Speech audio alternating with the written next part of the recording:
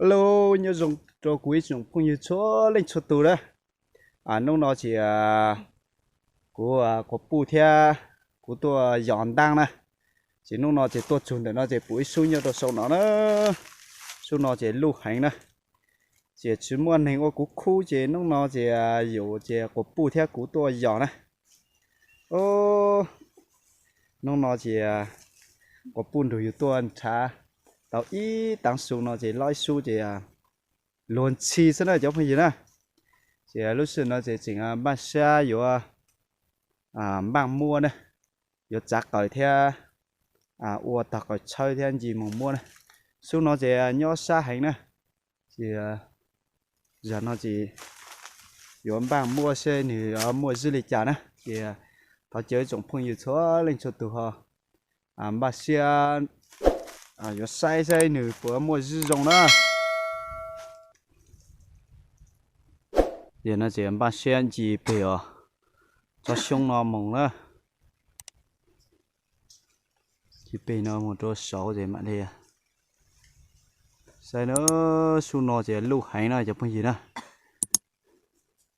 mà sao gì mua này có gì mà sâu to nó sẽ còn mà chí dầu thêm mà chí chơi nhặt tôi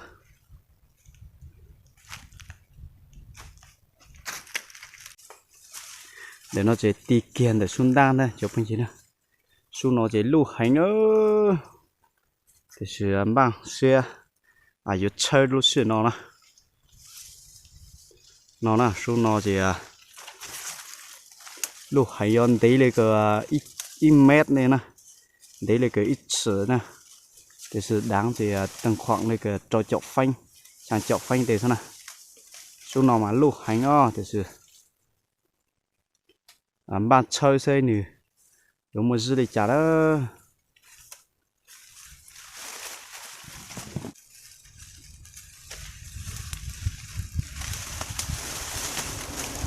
Rồi giống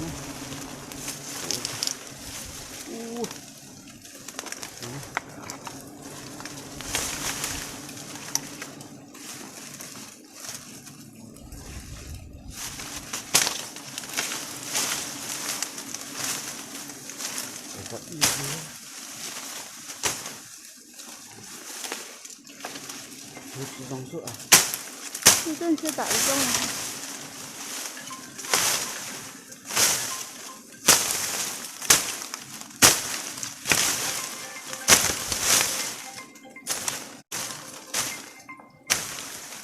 mua cái loại cái trang cái nó là cũng sao装个牛猪的，这公司的。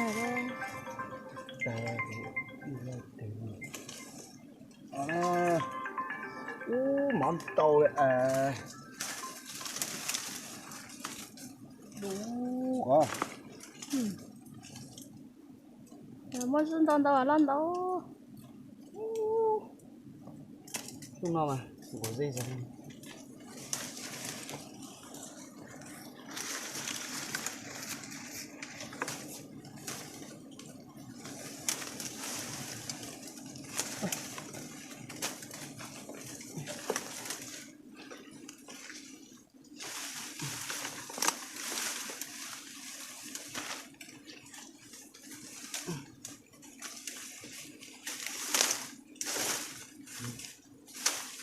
Bỏ từ xong rồi má.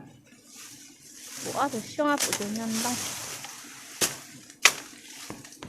Có phụ Phụ chứ phụ này. Phụ có tóc giá, phụ có tóc giá.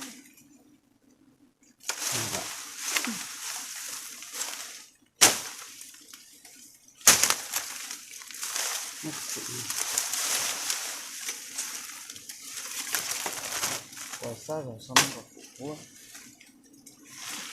rồi phụ nó không để nó ít phỏ này chỉ có sao ra mà Thế nó tự ôn nó lên này thì sẽ lo mà. chỉ lo quay giống như nha số nó thì mình lúc hành để sửa giữ để mua món tàu nó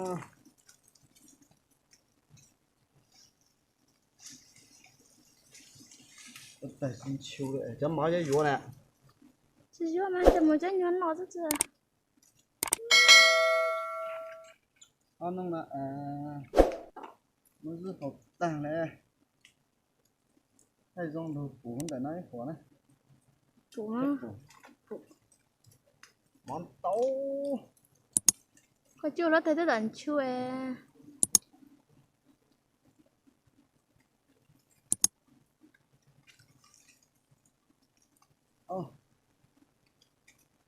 xuống nó thì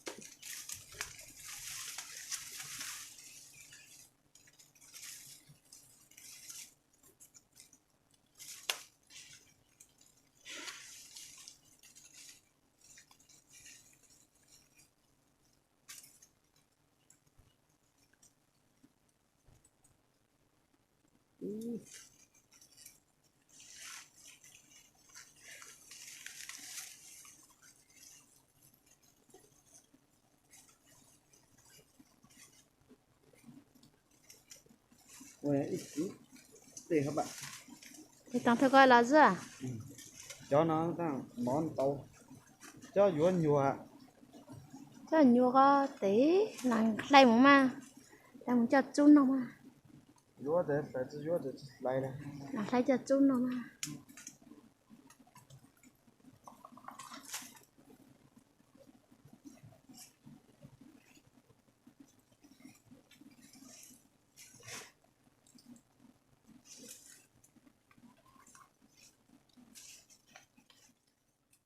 tàu đầu khẩu nữa